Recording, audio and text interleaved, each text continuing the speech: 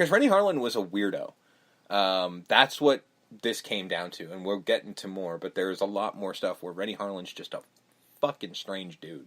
Doesn't excuse the racism. No, sure. I didn't say it excuses it. I'm just saying that this is the explanation. Fair enough. Rennie's original version of the film was considered to be too campy and ridiculous by producers, which is why some cuts were made to the film before theatrical release. His original cut had an alternate score and many deleted and extended scenes, which I researched because I found a script, and it also occurred to me that I had the novelization, which is always written based on the original script. They'll never do a campy Nightmare on Elm Street film, right? We're getting there. We're getting there. Yeah, Freddy's Dead leaps to mind. A nightmare scene in which, because here's a few things from that script. A nightmare scene in which I literally wrote down she, not knowing who the fuck I'm talking about. Hang on, give me 1 second. Sheila? No, it just says she. Right. Okay, a nightmare film in which Kristen, because I wrote it as she, is being chased by Freddy soon after he killed Joey and Kincaid. So, if you know that scene where that random... I always found this very random.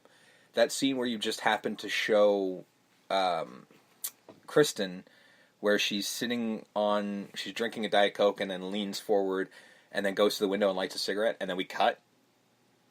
That scene sort of never made any sense to me, other than, okay, I guess this is what she's doing today.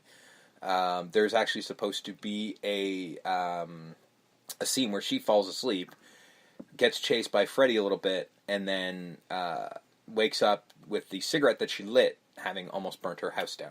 I just like the fact that she's like, I'm going to drink a Diet Pepsi because I'm health conscious, but then I'm going to like to smoke. Yeah, I never understood that. Listen, you're lighting the dark. Yeah. Just have a Pepsi. Just sugar's not your issue, lady. Because sugar's not going to kill you in this scenario. Yeah. I don't know what to tell you. I mean, well, it might. Diabetes, but depending on how much you drink, you know. I guess. But there is a weird story for that scene, and I debated telling it, but I did tease it last week, so I think I have to say it now because of it. But it makes me come off as a little creepy. I ain't gonna lie. Now, the way I've seen this movie... Hey, last week, the way you were going on about Taryn, so hey... This is worse. Or not, a couple weeks ago. This is significantly worse. So the way I watched this movie originally was when I was about 13. And I still have them to this day, but I don't know where they are.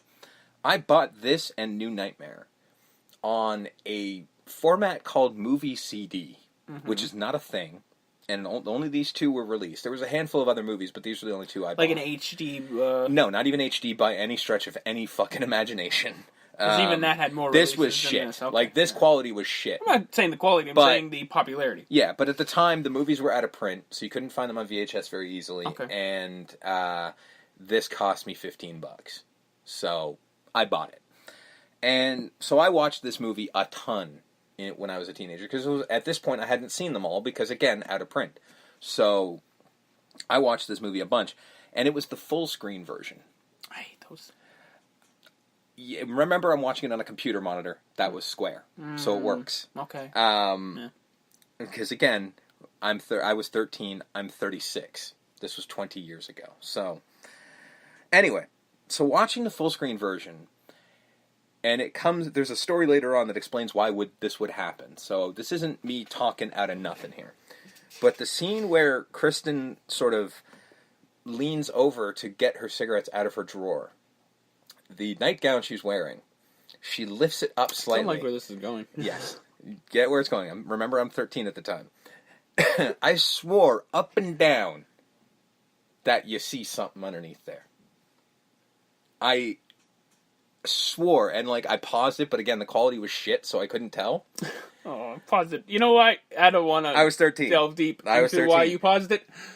Well, no, I never did that. If that's what you're thinking. Okay. Well, no, I mean it's too low quality. I'm not. Okay, at 13 you would be that desperate, but I wasn't. And I've always been curious as to whether that actually was what I thought it was. But I couldn't. I mean, I don't own any of them in full screen now, so I wouldn't know. Well, now it would just be. It would be weird. Go back and research now. Exactly. I'm not researching it, and I don't have any of the full screen versions, so I don't know. But it always drove me insane, and there is a reason I'm bringing this up, and we will get to that in a minute. But it just seems because it involves the Rennie Harlan of it all.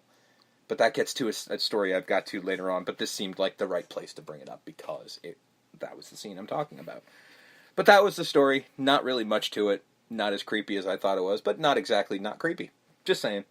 Just But the right amount of creepy. it was mostly, honestly, most of this story I just wanted to bring up is because I wanted to talk about that movie CD thing, because it's such a fucking anomaly, and they're going for like $100 and something on eBay.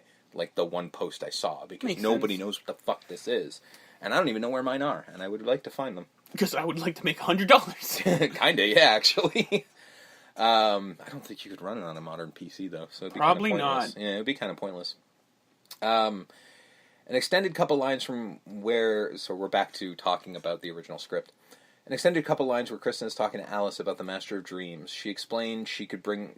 This is where Kristen actually tells her she could bring people into her dream. Because if you watch the original movie, she doesn't know what power she's talking about. Because when, Kristen dies, she's like, you're going to need my power. Alice doesn't know what the power is. Because in the film we saw, never explains it to her. Nope. I guess we're just supposed to assume she told her over time. But it doesn't seem like it because she never heard about Freddy. So, I don't know. Well, my guess is that she isn't told about any of the other powers she absorbs. She just knows it. Like Matrix style. I guess. But she's also too dumb to realize that she doesn't smoke. But when did she think to grab the cigarettes and the matches before she realized, oh, wait, I don't smoke? But there's a deleted scene that covers that, too. Because those cigarettes and matches were actually in the bathroom already. That would have been something to see. Because at this point in time, it never occurs to her when she buys the cigarettes and the matches and then attempts to light it and then just goes, wait, I don't smoke. Took you that long? Alice, you ain't that smart. Just saying. An extended scene in the diner, which also explains more to me as well, where explaining to everyone what happened to Kristen at school before they go to the Elm Street house. So this explains why Dan goes as well.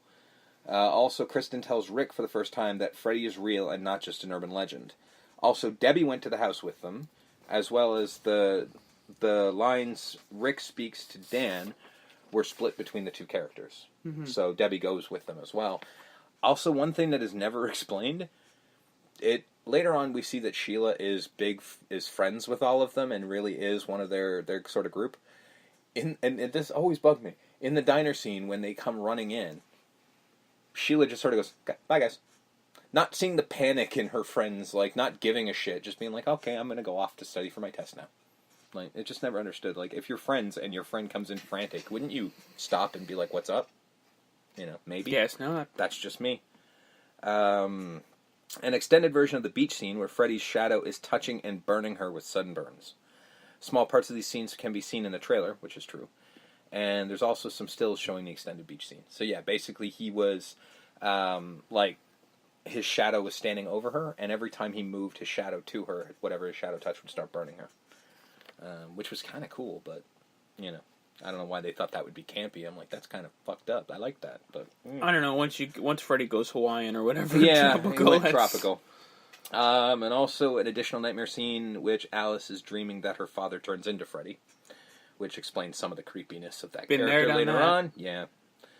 After Rick's funeral, a scene where Debbie and Dan go to one of their teachers, who I believe was actually the teacher Bob Shea played, who gives a possible explanation of how Freddy can kill you in your dreams using some fiction Aristotle wrote about when you sleep, either going to a good gate or a bad gate. Yeah, you get that scene and it doesn't really go anywhere. Mm-hmm. Yeah. I don't know. Except for near the end of the movie when he said he's been guarding his gate for a long time. Exactly, which is like, oh, so he's the gate of the... Because they do ask him later on, like, they ask the guy and he's like, well, it's fiction. And like, well, what if he's real? Is there a guardian for the bad gate? And he said, well, I guess there would be. I've been guarding my gate for a long time, bitch. Ha-ha! But that never is explained. This starts a trend in the movies, unfortunately, with writing the scripts too quickly and then leaving shit out. We'll get there into future installments, because this is just kind of a thing that starts going forward. And lastly on this, the original ending teaser was Kincaid's dog climbs into the fountain and starts drinking, and a really long Freddy, with a really long snake-like Freddy tongue. Jesus, they're obsessed with this tongue thing. Yeah, well, I mean, it's kind of a thing, and they don't stop. There's more. So anyway, moving on. It is believed by fans who first discovered these missing scenes that Harlan's original version was lost. Only the original script has all the deleted scenes. This is absolutely correct. So there is no director's cut? No, it doesn't exist, apparently. I mean, I'm sure I would Because if there would have been, they would have put it out just because money. I don't think so. No? No, because there's extended versions of Nightmare on Elm Street 5, which has never been officially, which is only kind of from been what I released gather, from what I gather, they don't want the originals of that, the single edit date, let alone Oh, no, those exist. Cut. No, that actually does exist. The UK release of it had those original scenes in Nightmare 5, and the North American VHS has them. Okay. Which, of course, to watch it for a couple weeks from now, I downloaded the VHS copy. Fair enough. Because those scenes are much better, and they make the movie a little bit better. Not much, but a little. You're going to do a lot of defending when we get there. Nightmare 5? No, I can't defend 5. No. You'll try. I can't. No, I can't. It's a terrible fucking movie. It's a terrible movie. It's got moments that I like, but it is a really badly put together film. We'll see you in May. Uh-huh. No, it's Nightmare 6 that I will defend. I will defend Freddy's Dead until my death, even though... Well, actually, no, I won't, because I know it's stupid, so I can't defend it. As much as I like it, it's stupid. Rick's death was originally supposed to happen in an elevator, with the elevator falling apart around him until he's falling into just a dark space. However, according to Rennie Harlin, they had already run out of money and were unable to afford this effect. Though other sources say it's because the script was still in flux at the time of shooting, which is very true. It was then suggested that he live, but his funeral scene had already been filmed. So the idea of his karate and dojo death scene were conceived, because his knowledge of karate had already been established earlier in the film. We'll get there. Yeah. When filming, Andrus had just had his appendix out, so doing all those karate moves ripped his stitches, and he had to go to the hospital right after filming. Awesome. The things you do for a paycheck. He wasn't supposed to be doing that scene. Yeah. Hey, Rennie, Yeah. I was wrapped, and And now I'm wrapped. Yeah, I'm wrapped up, fucker. I don't want stuff falling out, because I'm going to do some fucking Karate Kid shit. Yeah. But, no, it's excellent, do it. Yeah, fight the invisible guy. This was a weird note that even I corrected later, but I'm like, well, I guess. Originally, Rick and Alice were supposed to be twins. Nope. They still could be. I guess. But no. Why couldn't they be? I don't know, they don't look like... Fraternal twins don't look alike. I guess. You know. And, I mean, they are in the same class. You know, in that scene where Sheila gets sucked out. I don't know why they changed it then. They just never said it. That was all. No. It's just weird. Scene where Alice and Rick are watching home videos was filmed at the last minute, and a writer's strike was going on. And because Rennie Harlin's poor grasp of English, Andrus and Lisa wrote their own dialogue. Okay. You're having fun! Go! Go have the fun. That's pretty much, I'm pretty sure. Thanks, word Rennie. for word how that went. Thanks, Rennie. Jesus Christ, where'd they get this fucking guy? A lot of the nightmares were written on the fly because of the writer's strike, and they came from Rennie Harlin's own nightmares. Sweet. Yeah, good for him.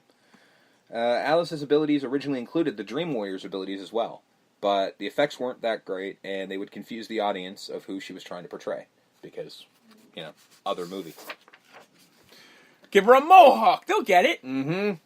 Yeah, that would be awesome. So here's where I brought up the Rennie Harlin of it all.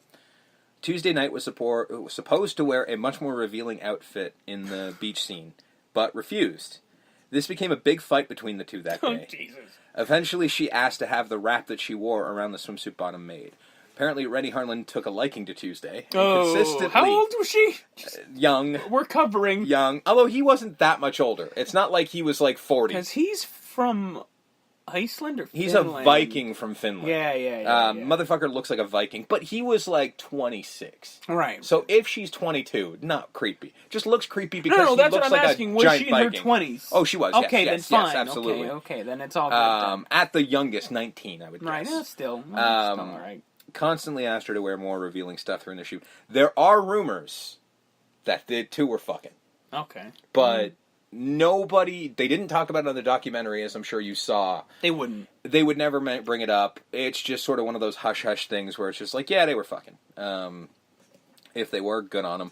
But, you know, I don't know. But apparently, another thing that they didn't really say on the documentary is that eventually, after things like this, whatever she wanted, she got it. So, I mean, I'm 2 just plus 2. saying. 2 plus 2. Yeah. 2 plus 2 equals fucking. So, you know, considering how apparently douchebaggery he was about this stuff. That's Finnish math, folks. Yep. So, you know, good on them, I guess. I hope they had fun.